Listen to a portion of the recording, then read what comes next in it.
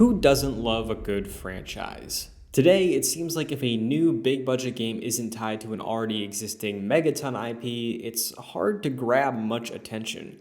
But as pressing as this feels today, franchises have always played a giant role in gaming. Gaming franchises range from iconic, beloved, or niche to the highest grossing anything of all time. So naturally, there are plenty of big gaming series with an overlooked title or two. So today, we're counting down 10 of the most underrated games in big gaming franchises. For this list, we're considering games we feel don't get the amount of praise, attention, or lip service they deserve respective to their quality compared to other more celebrated entries in the series. As usual, we're sticking to just one game per franchise, so let's kick things off with number 10. Ubisoft's original semi-historical 3D platforming series saw a full-blown reboot back in 2008 with a beautiful watercolor art style in Prince of Persia. The game's aesthetics have lent to a work that holds up visually in 2023, but beyond that, the more open-air, hub-based design that calls back to greats like Shadow of the Colossus makes for a more tranquil Ubisoft game where the adventure is more player-guided. Compared to the rest of the series, the platforming is still great, but this may be the most striking identity Prince of Persia has ever seen. Number 9. Sonic Unleashed and its achievements often get brushed aside because of this fella right here. The werehog is what breaks people in this game, and where I look at it as an intro to character action, honestly, I had more fun with this than any of the classic God of War games I've tried.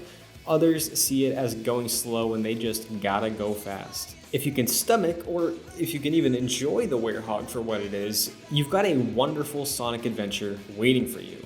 With some of the best speed levels in Sonic's 3D history, an adventure-esque hub world, and some bangin' music, all of this after the train wreck that was Sonic 06, Unleashed still has a lot to love. Number 8.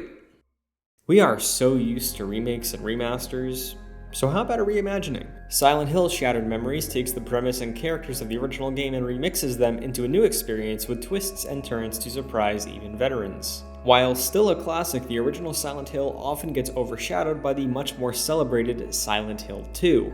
And with that game getting an authentic remake for the PlayStation 5, the bold direction of Shattered Memories allows it to stand on its own as something special and one of the more interesting installments after the first two games in the series. Number 7. After the original Ratchet and Clank trilogy wrapped up, rather than rest on their laurels, Insomniac decided to try something new for Ratchet and Clank. That would become a trend, as on the PS3 we saw them branch out with titles like All for One and Full Frontal Assault.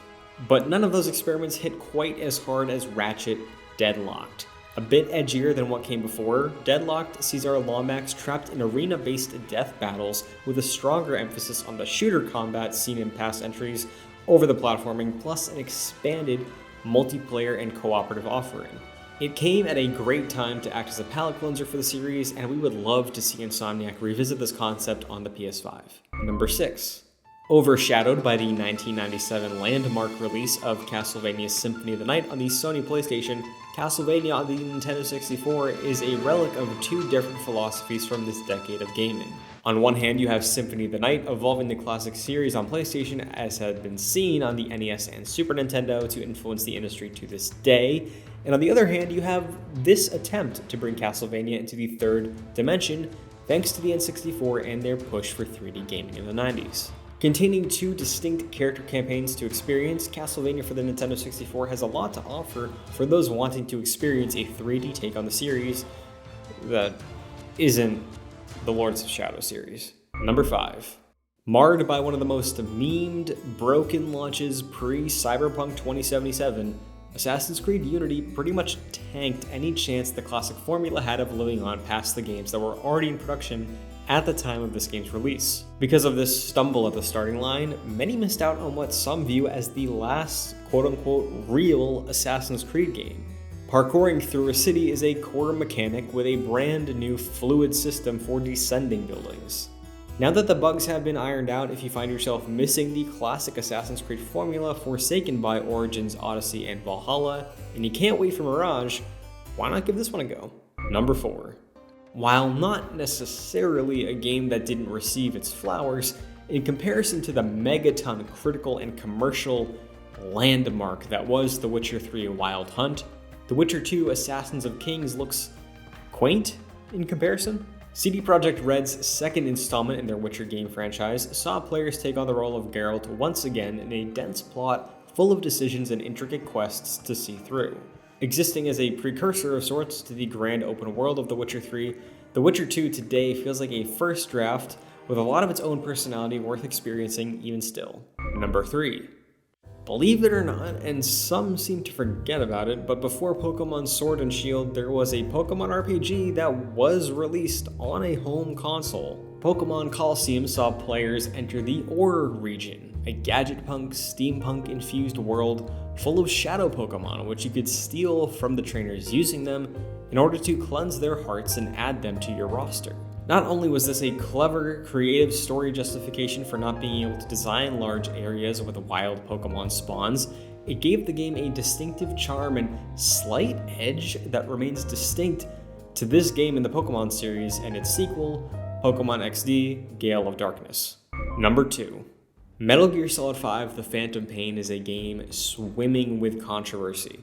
If you don't have strong feelings about the new voice of Snake, you have a dissertation about the cut chapters. Despite that, the gameplay and level design of MGS5: The Phantom Pain is fantastic, some of the greatest in the genre. So what about the standalone prologue? Metal Gear Solid 5 Ground Zeroes has all of the best parts of Metal Gear Solid 5: The Phantom Pain, condensed without any of the pitfalls like no third act and an underwhelming villain. While not being as diverse in the systems and mechanics to engage in, there's no base building here, the offerings of Ground Zeroes are plenty.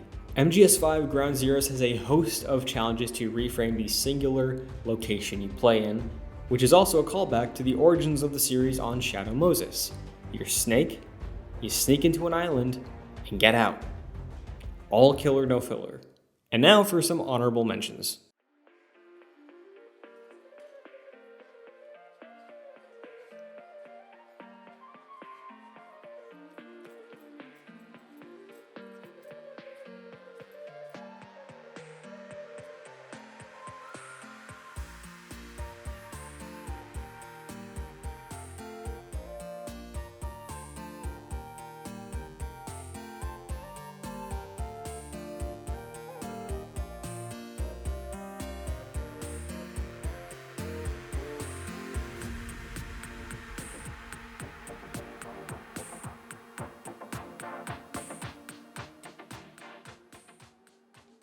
Number 1.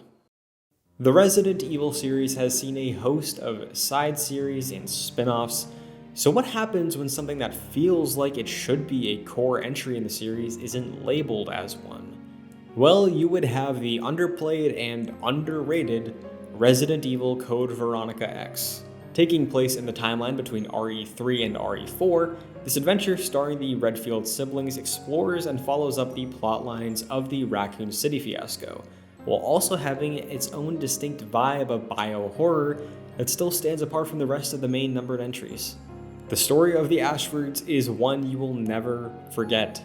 Did you ever pick up the sticks for RE4 and wonder how exactly Umbrella fell apart and is no longer existing at the time of Leon's adventure?